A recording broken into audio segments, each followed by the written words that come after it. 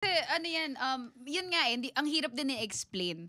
But nafe-feel namin na may something. Or kahit, let's say, sa friends, diba? Kahit yung pakilala, hindi, wala, friends lang to. Ano mo eh, sa isang grupo, medyo mapipinpoint mo, ito, feeling ko, May something. napupulsuhan ka, nahahalata mo. oo, na pwedeng i-deny niya or hindi nila ikwento na baka nga nagkaroon ng something or not naman boyfriend-girlfriend, like let's say nagka-thing or fling, landian, whatever. Pero meron. But wala akong magagawa doon kasi nga feeling ko lang eh, hindi ko siya na-prove.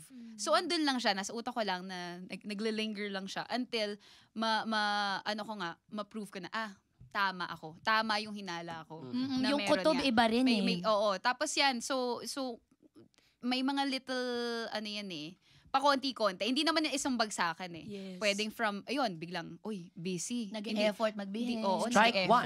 Alis ng alis. Oo, or parang pag kinausap mo lang na matino, irritable. Strike two. Oo, Tapos napaka-defensive na. Ang defensive. Strike three. Lahat away, di ba? Ang daming strike eh. Tapos, eto na.